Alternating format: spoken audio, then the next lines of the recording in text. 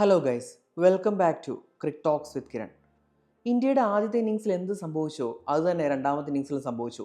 ഇപ്പോൾ നമ്മൾ ഈ ഒരു മത്സരം റിവ്യൂ ചെയ്ത സമയത്ത് പറഞ്ഞിരുന്നു, ഇപ്പോൾ ആദ്യത്തെ ദിവസം കളി നിർത്തുമ്പോൾ ഇന്ത്യ വളരെ ശക്തമായൊരു നിലയിലായിരുന്നു. അതായത് ഒരു 550 വരെ സ്കോർ ചെയ്തിട്ട് ഇംഗ്ലണ്ടിനെ മത്സരത്തിൽ നിന്ന് ഔട്ട് ബാറ്റ് ചെയ്യാൻ തക്ക ആ ഒരു സിറ്റുവേഷനിലായിരുന്നു ഇന്ത്യ. എന്നാൽ ആദ്യത്തെ ഇന്നിങ്സിൽ 41 റൺസ് എടുക്കുന്നതിനിടെ 7 വിക്കറ്റ് നഷ്ടപ്പെട്ട് ഇന്ത്യയുടെ പക്കലുണ്ടായിരുന്ന ആ ഒരു ഡോമിനൻസ് കളഞ്ഞു കുളിക്കുകയാണ് ഉണ്ടായത്. പിന്നീട് ഇംഗ്ലണ്ട് ബാറ്റ് ചെയ്യുകയും ഇന്ത്യയുടെ ആ ഒരു സ്കോറിനോട് 6 റൺസ് അടുത്തെത്തുകയും ചെയ്തു. അവിടെ ഫീൽഡിങ്ങിലെ പിഴവും ഉണ്ട്, അത് വേറൊരു കാര്യം. ഇനി രണ്ടാമത്തെ ഇന്നിങ്സിലേക്ക് വന്നു കഴിഞ്ഞപ്പോൾ രാഹുലിൻ്റെയും പന്തിൻ്റെയും ആ ഒരു മികച്ച സെഞ്ചുറികളുടെ ആ ഒരു പിൻബലത്തിൽ ഇന്ത്യ വളരെ നല്ല നിലയിലായിരുന്നു. അതായത് രണ്ടാമത്തെ സെഷൻ അവസാനിക്കുമ്പോൾ 305 റൺസിൻ്റെ ലീഡ്, അതും 6 വിക്കറ്റുകൾ ബാക്കി കയ്യിലുള്ളപ്പോഴാണ് ഈ ഒരു 305 റൺസിൻ്റെ ലീഡ് ഇന്ത്യക്ക് ഉണ്ടായിരുന്നത്. എന്നാൽ ഇത്തവണ 31 റൺസ് എടുക്കുന്നതിനിടെ ബാക്കി 6 വിക്കറ്റുകളും കളഞ്ഞു കുളിച്ചിട്ട് മത്സരം വീണ്ടും ഒരു ഈക്വൽ നിലയിലേക്ക് ഇന്ത്യ എത്തിച്ചു. അതായത് 2 തവണയും കയ്യിൽ വന്നിരുന്ന ആ ഒരു ഡോമിനൻസ്, ആ ഒരു ആധിപത്യമാണ് ഇന്ത്യ കളഞ്ഞു കുളിച്ചത്. അങ്ങനെ വന്നു കഴിഞ്ഞപ്പോൾ വീണ്ടും ഈ മത്സരത്തിൽ 3 റിസൾട്ട്സും സംഭവിക്കാമെന്നൊരവസ്ഥയിലായി. അതായത് ഇനി മത്സരത്തിൽ 90 ഓവറുകളാണ് ബാക്കിയുള്ളത്. ഇംഗ്ലണ്ടിന് വിജയിക്കാൻ വേണ്ടത് 350 റൺസ്, ഇന്ത്യക്ക് ജയിക്കാൻ വേണ്ടത് 10 വിക്കറ്റ്. അതുകൂടാതെ തന്നെ റെയിൻ ഫോർകാസ്റ്റും. അതായത് 3 റിസൾട്ടും നാളെ പോസിബിൾ ആണ്.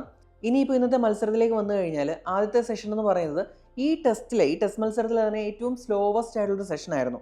അതായത് 24.1 ഓവറിൽ 63 റൺസ് മാത്രമാണ് ഇന്ത്യ സ്കോർ ചെയ്തത്. ഇതിനിടയിൽ ഗില്ലിൻ്റെ വിക്കറ്റ് തുടക്കത്തിൽ തന്നെ ഇന്ത്യക്ക് നഷ്ടമായി. നമ്മുടെ KL രാഹുൽ ആണെങ്കിൽ പതുക്കെ തന്നെയാണ് ആ സെഷനിൽ ബാറ്റ് വീശിയത്. എന്നാൽ എതിരാളികൾക്ക് ഒരു അവസരം പോലും കൊടുത്തില്ല. പന്താണെങ്കിൽ വന്ന ഉടനെ ആ ഒരു തൻ്റെ ഒരു അഗ്രസീവ് ബസ്റ്റ് കാണിച്ചെങ്കിലും പിന്നെ കുറച്ച് ഒന്ന് സ്ലോ ആയി. അപ്പോൾ ഈ ഒരു സെഷനിലാണ് ഇതേവരെ നടന്ന 10 സെഷനുകളിൽ ഏറ്റവും കുറച്ച് റൺ റേറ്റ് വന്നത്.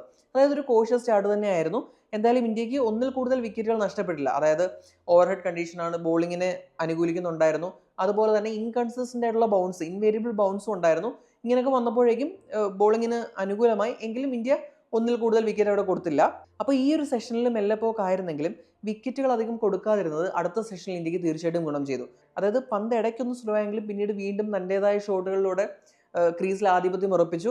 അതുപോലെ തന്നെ തുടർച്ചയായിട്ടുള്ള രണ്ടാം ഇന്നിങ്സിലും, അതായത് ഈ മത്സരത്തിലെ 2 ഇന്നിങ്സിലും സെഞ്ചുറി നേടാൻ പന്തിന് കഴിഞ്ഞു. അതുപോലെ തന്നെ KL രാഹുൽ, അത് കഴിഞ്ഞ ദിവസം ഞാൻ പറഞ്ഞതാണ്. KL രാഹുൽ എന്ന് പറഞ്ഞു കഴിഞ്ഞാൽ ആ ഒരു ഫോം ഓഫ് ഹിസ് ലൈഫ് എന്ന രീതിയിലുള്ള ബാറ്റിംഗ് ആണ് ഇപ്പോൾ ആദ്യത്തെ ഇന്നിങ്സിലായാലും. കാരണം വിക്കറ്റ് പോകുന്ന പന്ത് വരെ ഒരു അവസരം പോലും നൽകാതെയാണ് നമ്മുടെ രാഹുൽ കളിച്ചത്. എന്നാൽ ആ ഒരൊറ്റ ഇൻഡിസിസീവ്നെസ്, ആ ഒരു വൈഡ് ബോൾ ചേസ് ചെയ്യാൻ പോയതാണ് ആദ്യ ഇന്നിങ്സിൽ വിക്കറ്റ് നഷ്ടപ്പെടുത്തിയത്. എന്നാൽ ഈ ഇന്നിങ്സിൽ രാഹുലിനെ അർഹിച്ചിരുന്ന സെഞ്ചുറി, വെൽ ഡിസേർവ്ഡ് ഉള്ളൊരു സെഞ്ചുറി ആയിരുന്നു. അപ്പോൾ അങ്ങനെ വന്നപ്പോഴേക്കും പന്തും രാഹുലും കൂടി ഇന്ത്യയെ മികച്ചൊരു നിലയിൽ എത്തിച്ചു. രണ്ടാമത്തെ സെഷൻ തീരുന്നതിന് കുറച്ച് മുൻപ് ഋഷഭ് പന്ത് ഔട്ടായി. സത്യം പറഞ്ഞാൽ പന്തിനെ ഔട്ടാക്കാനായിട്ട് ഇംഗ്ലണ്ട് ബൗളേഴ്സ് വിഷമിക്കുന്ന കാഴ്ചയാണ് നമ്മൾ കണ്ടത്. ഇപ്പോൾ ഔട്ട് ഫീൽഡിലൊക്കെ ഫീൽഡേഴ്സിനെ നിരത്ത് നിർത്തിയിട്ട് എങ്ങനെയെങ്കിലും പന്ത് ഒരു മിസ് അടിച്ച് ഫീൽഡറിൻ്റെ കയ്യിൽ പന്ത് പോകണേ എന്നുള്ള ആഗ്രഹം മാത്രമായിരുന്നു ഇംഗ്ലണ്ട് ബൗളേഴ്സിനുള്ളത്. ഒടുവിൽ അവരുടെ ആ ഒരു ടാക്ടിക്സ് ഫലം കണ്ടുവെങ്കിലും അപ്പോഴേക്കും ഋഷഭ് പന്ത് സെഞ്ചുറി അടിച്ച് കഴിഞ്ഞിരുന്നു. ഇനി പന്ത് പുറത്തായി. അത് കഴിഞ്ഞ് മൂന്നാമത്തെ സെഷൻ വന്നപ്പോഴേക്കും രാഹുൽ പുറത്തായി. രാഹുലിൻ്റെ പുറത്താവലൊരു കൂട്ട തകർച്ചയ്ക്കാണ് വഴിവെച്ചത്. ഇപ്പോൾ ജോഷ് ടങ്ക് ആ ഒരൊറ്റ ഓവറിൽ 3 വിക്കറ്റുകളാണ് ഇന്ത്യയുടെ പിഴുതത്. ഇപ്പോൾ ഞാൻ ഈ മത്സരം ഇങ്ങനെ റിവ്യൂ ചെയ്ത് വന്നപ്പോൾ പറഞ്ഞു, ഇപ്പോൾ ഇന്ത്യയുടെ ആദ്യ ഇന്നിങ്സിൽ 7 വിക്കറ്റ് 41 റൺസ്, ഇപ്പോൾ 6 വിക്കറ്റ് 31 റൺസ്. എന്നാൽ ഇംഗ്ലണ്ടിൻ്റെ ബാറ്റിംഗ് വന്നപ്പോൾ അവർ 8ാം വിക്കറ്റിൽ മാത്രം കൂട്ടിച്ചേർത്ത് 55 റൺസാണ്. അതായത് ബ്രൈഡൻ ഗാർഡ്സ് വരെ ബാറ്റ് ചെയ്യുകയും ചെയ്യും, ഒരു വാല്യുബിൾ കോൺട്രിബ്യൂഷൻ നൽകുകയും ചെയ്യും. ഇപ്പോൾ കഴിഞ്ഞ ഇന്നിങ്സ് നോക്കിക്കഴിഞ്ഞാൽ ആ ഒരു ജോഷ് ടങ്ക് വരെ 10ാമത് വന്ന് ജോഷ് ടങ്ക് വരെ 11 റൺസ് എടുത്തപ്പോഴാണ് ഇന്ത്യ 31 റൺസിന് അവസാനം 6 വിക്കറ്റുകളും കൊണ്ട് കളയുന്നത്. ഇവിടെ ജോഷ് ടങ്ക് ബ്രില്യൻ്റ് തന്നെ ബോൾ ചെയ്തു. ആ ഒരൊറ്റ ഓവറിലാണ് ടങ്ക് 3 വിക്കറ്റ് എടുക്കുന്നത്. അതുപോലെ ബ്രൈഡൻ ഗാർഡ്സ് 3 വിക്കറ്റ് എടുത്തു, ഷോയബ് ബാഷർ 2 വിക്കറ്റ് എടുത്തു. പിന്നീട് ക്രിസ് വോക്സ്, സ്റ്റോക്സ് ഓരോ വിക്കറ്റ് വീതമാണ് എടുത്തത്. ഇന്ത്യയുടെ ഇന്നിങ്സിലേക്ക് വന്നു കഴിഞ്ഞാൽ നമുക്കറിയാലോ, പന്തിൻ്റെ എക്സലന്റ് ഇന്നിങ്സ് ആയിരുന്നു. 140 മുതൽ 118. അതുപോലെ രാഹുലിൻ്റെ എന്ന് വെച്ച് കഴിഞ്ഞാൽ വളരെ മെച്യൂർഡ് ആയിട്ടുള്ള, അതായത് ഗുഡ് ബോൾസിനെ ലീവ് ചെയ്യുകയും വേണ്ട റെസ്പെക്റ്റ് കൊടുക്കുകയും എന്നാൽ ബാഡ് ബോൾസ് കൃത്യമായിട്ട് ബൗണ്ടറിൽ എത്തിക്കുകയും ചെയ്ത ഒരു എക്സലന്റ് ഇന്നിങ്സ് ആയിരുന്നു രാഹുലിൻ്റേത്. 247 പന്തിൽ 137 റൺസ്.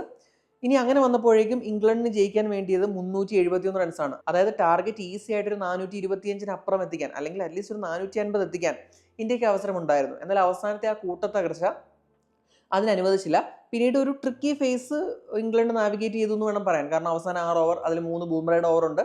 അതവർ വലിയ തട്ടുകേടൊന്നും ഇല്ലാതെ രക്ഷപ്പെട്ടു. 6 ഓവറിൽ 21 റൺസാണ് സ്കോർ ചെയ്തത്.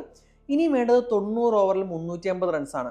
നമുക്ക് ഇംഗ്ലണ്ടിൻ്റെ കാര്യം അറിയാം. ഇംഗ്ലണ്ട് ഒരു കാരണവശാലും ഡ്രോയ്ക്ക് നോക്കില്ല. അവർ ആ ഒരു ബാസ്ബോൾ സ്റ്റൈൽ തന്നെ, അറ്റാക്കിംഗ് സ്റ്റൈൽ തന്നെ ആയിരിക്കും ബാറ്റ് വീശുക. ഇപ്പോൾ നാളെ അവർ മത്സരത്തിന് ഇറങ്ങുമ്പോൾ അവർ വിജയത്തിൽ കുറഞ്ഞതൊന്നും ഇംഗ്ലണ്ട് പ്രതീക്ഷിക്കില്ല.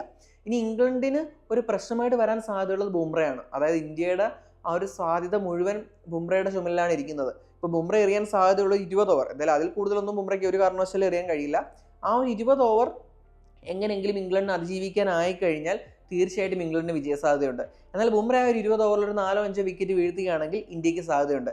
ഇനി ഇത് രണ്ടുമല്ല മഴയാണ് പെയ്യുന്നതെങ്കിൽ എന്താണ് ഒരു ഡ്രോയ്ക്കും സാധ്യതയുണ്ട്. അല്ലാതെ ഇംഗ്ലണ്ട് ഡ്രോയ്ക്കായിട്ട് ശ്രമിച്ച ഒരു ഡ്രോയുമായിട്ട് പോകുമെന്ന് തോന്നുന്നില്ല. ഒരു ഡ്രോ ആവണമെങ്കിൽ മിക്കവാറും മഴ പെയ്യണം, ഇല്ലെങ്കിൽ ഒരു റിസൾട്ട് സംഭവിക്കാൻ സാധ്യതയുണ്ട്. ഇനിയിപ്പോൾ പിച്ചെന്ന് പറഞ്ഞു കഴിഞ്ഞാൽ ഇൻവേരിയബിൾ ബൗൺസ് ഉണ്ടെങ്കിലും അത്ര ബോളിങ്ങിന് അങ്ങോട്ട് അനുകൂലമായിട്ടില്ല. അതായത് പക്ക ഒരു 5ാമത്തെ ദിവസമാണ്, പക്ക ബോളിംഗ് സർഫസ് ആണെന്നും പറയാറായിട്ടില്ല. ഇപ്പോൾ ഹെഡിംഗ്ലിയിലാണെങ്കിൽ നമുക്കറിയാം 4ാമത്തെ ഇന്നിങ്സിൽ ബിഗ് ചേസസ് 2 തവണ വന്നിട്ടുള്ള സ്റ്റേഡിയമാണ്. ഒരു 350+ സ്കോർ 2 തവണ ചേസ് ചെയ്യപ്പെട്ടുള്ള സ്റ്റേഡിയമാണ് ലീഡ്സിലെ ഹെഡിംഗ്ലി എന്ന് പറയുന്നത്. അതുകൊണ്ട് പിച്ച് അങ്ങനെ ഇൻവേരിയബിൾ ബൗൺസ് ഉണ്ട്. തീർച്ചയായിട്ടും ഇപ്പോൾ ആദ്യത്തെ ഇന്നിങ്സിലെ സംബന്ധിച്ച് കുറച്ച് ടഫ് ആയിരിക്കുമെങ്കിലും പിച്ച് അങ്ങനെ വലിയ ഡിമൗൺസ് ഒന്നും ഉള്ള പിച്ചല്ല. തീർച്ചയായിട്ടും ഇംഗ്ലണ്ട് വിജയത്തിന് തന്നെ ആയിരിക്കും ശ്രമിക്കുക.